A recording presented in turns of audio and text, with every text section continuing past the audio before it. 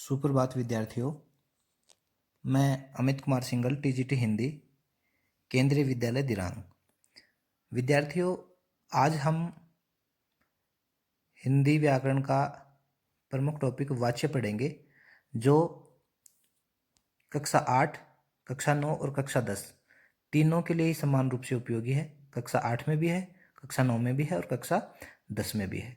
तो कक्षा 8 वाले विद्यार्थियों के लिए तो कक्षा 8 में भी, 9 में भी, 10 में भी काम आएगा। कक्षा 9 के विद्यार्थियों को 9 में 10 में काम आएगा, और 10वीं क्लास है उसको बोर्ड में ये टॉपिक काम आएगा।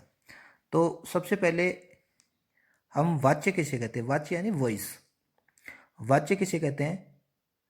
वाच्य क्रिया का वह रूप है जिससे यह ज्ञात होता है कि वाक्य में कर्ता प्रधान है, कर्म प्रधान अथवा भाव, उसे वाच्य कहते हैं। किसी भी वाक्य में कर्ता, क्रिया और क्रम, ये तीनों भाग होते हैं। तो उस वाक्य में सबसे पहले हमें ये पता लगाना होता है कि अमुक वाक्य में कर्ता प्रधान है, कर्म प्रधान है अथवा भाव प्रधान है। तो वाच्य क्रिया का वह रूप है। कौन सा? क्रिया का वह रूप है जिससे यह ज्ञात होता है कि वाक्य में कर्ता प्रधान है या कर्म प्रधान है अथवा भाव, उसे वाच्य कहते हैं। वाक्य के लिंग तथा वचन उसी के अनुरूप होते हैं। जैसे राजेंद्र पुस्तक पढ़ता है। राजेंद्र क्या करता है? पुस्तक पढ़ता है। राजेंद्र की जगह कोई लड़की होती, सुमन पुस्तक पढ़ती है। पढ़ती है होती फिर ये, ठीक है। अब इसका मतलब है कि ये पढ़ता है किसके अनुसार है? राजेंद्र के अनुसार। तो इसमें राजेंद्र क्या है? कर्ता है, तो कर्ता के अनुसार है ये, तो इसमें कृतवाच्य हो गया। राजेंद्र से पुस्तक पढ़ी जाती है, तो इसमें क्या पढ़ी जाती है? पुस्तक पढ़ी जाती है, तो एक कर्म प्रधान हो गया। और बच्चे द्वारा सोया जाता है, तो ये भाववाच्य हो गया। इन वाक्यों में क्रिया, कर्ता, क्रम और भाव के अनुसार प्रयोग की गई। इन वाक्यों में क्रिया किसके अनुसार प्रयोग की गई है? कर्ता, क्रम और भाव के अनुसार प्रयोग की गई है। इस दृष्टि से क्रिया के 3 वाच्य हैं। क्रिया के कितने वाच्य हैं? 3 वाच्य हैं। कौन कौन से? कर्तृवाच्य यानी एक्टिव वॉइस, दूसरा क्रमवाच्य पैसिव वॉइस, और तीसरा भाववाच्य इम्पर्सनल। तो कर्तृवाच्य के बारे में हम पढ़ेंगे।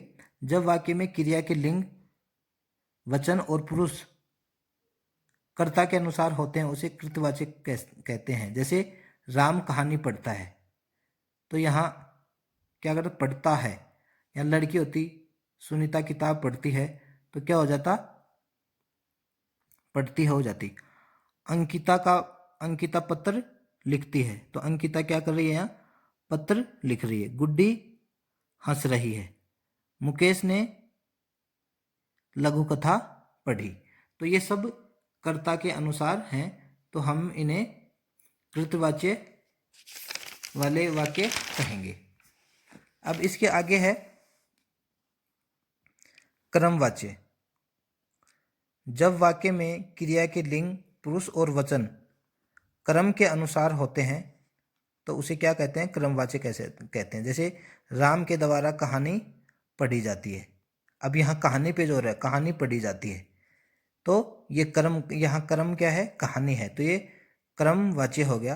अंकिता से पत्र लिखा जाता है, तो यहाँ अभी देखिए, अंकिता से पत्र लिखा जाता है, माँ के द्वारा बच्चे को सुलाया जाता है, ग्राहक के द्वारा सामान कर, यहाँ कर्ता है वो गौण हो गया और क्रम क्या हो गया? प्रधान हो गया। अंकिता से पत्र लिखा जाता है। क्या लिखा जाता है? पत्र लिखा जाता है। क्या पढ़ी जाती है? कहानी पढ़ी जाती है। माँ के द्वारा बच्चों को सुलाया जाता है। किसको सुलाया जाता है? बच्चे को सुलाया जाता है। ग्राहक द्वारा सामान खरीदा गया। क्या खरीदा गया? सामान खरीदा गया, तो इसमें क्रमवाच्य हो गया। ऐसे ही भाववाच्य है। जब वाक्य में क्रिया का संबंध कर्ता क्रम से न होकर भाव के अनुसार हो, तो उसे भाववाच्य कहते हैं। जैसे मुझसे बैठा नहीं जाता, मुझसे बैठा नहीं जाता, रवि से सोया नहीं जाता, बच्चे से दौड़ा नहीं जाता, नानी से चला नहीं जाता। ये भाव है, उनसे चला नहीं जाता, सोया नहीं जाता, दौड़ा नहीं जाता, चला नहीं जाता। अब है वाच्य परिवर्तन। अब एग्जाम में प्रश्न आते हैं कि जैसे कृतवाच्य को है क्रमवाच्य में बदलिए। जैसे नारायण वृक्ष लगाता है, ये कृतवाच्य हो गया। नारायण क्या लगाता है? वृक्ष लगाता है। यह कर्ता कौन हो गया? नारायण हो गया। अब इसमें कर्मवाच्य में बदलने के लिए नारायण द्वारा वृक्ष लगाया जाता है। क्या लगाया जाता है? वृक्ष। तो ये वृक्ष पे जोर है। इसमें देखो नौकर कमरे साफ करते हैं। कमरे साफ कौन करते हैं? नौकर। और इसमें क्या होगा? नौकर द्वारा कमरे साफ किए जाते हैं। ठीक है, तो इसमें भाववाच्य हो गया। नौकर द्वारा क्या किया जाता है? कमरे साफ किए जाते हैं। मैं कॉमिक्स पढ़ता हूँ, मुझसे कॉमिक्स पढ़ी जाती है। मोहल्ले के लड़के पतंग उड़ाएंगे। मोहल्ले के लड़कों द्वारा पतंग उड़ाया जाता है। तो ये कर्मवाच्य हो गया। अब हो गया कृतवाच्य से भाववाच्य, यानी जिसमें कृतवाच्य में कर्ता प्रधान होता है, कर्मवाच्य में कर्म प्रधान होता है और भाववाच्य में भाव। इसमें कृतवाच्य में अरुण प्रतिदिन नहीं नहाता, तो इसमें भाववाच्य में अरुण से प्रतिदिन नहीं नहाया जाता। फिर क्या है? क्या गोल्डी पढ़ेगी? क्या गोल्डी के द्वारा पढ़ा जाएगा? छात्र चुप नहीं बैठते, छात्रों से चुप नहीं बैठा जाता। गुड्डी सोती है, गुड्डी से सोया जाता है। तो ये कृतवाच्य से भाववाच्य हो गए थे। अब वाच्यों की पहचान कैसे की जाती है? कर्ता बिना विभक्ति के होता है। अब देखिए नारायण वृक्ष लगाता है, इसमें नारायण वृक्ष लगाते हैं, इसमें विभक्ति नहीं है। नौकर कमरे साफ करते हैं, मैं कॉमिक्स पढ़ता हूँ, तो इसमें विभक्ति चिन्ह नहीं है। ने, से, के, जो भी विभक्ति चिन्ह 8 कार्य के चिन्ह होते हैं उनमें कोई विभक्ति चिन्ह नहीं है। कर्ता के साथ ने विभक्ति चिन्ह होता है, यानी ने का प्रयोग होता है। कर्मवाच्य में कर्ता के साथ से या द्वारा विभक्ति चिन्ह होता है। कर्मवाच्य में से या द्वारा विभक्ति चिन्ह होता है। देखो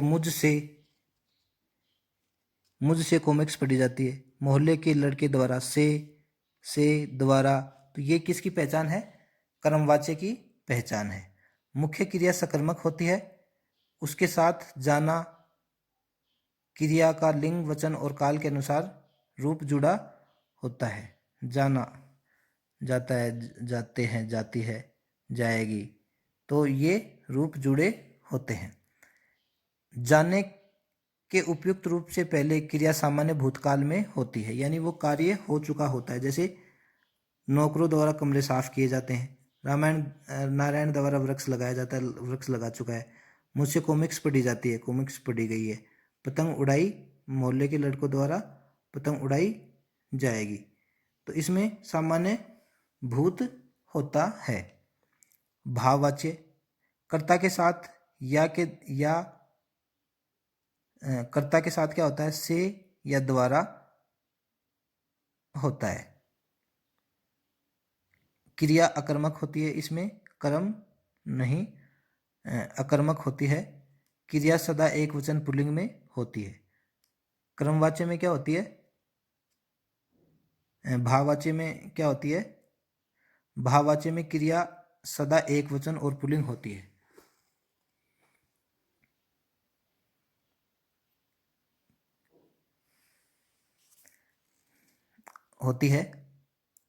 अब देखिए क्रिया सदा एक वचन और पुल्लिंग में होती है। किसमें? भाववाच्य में।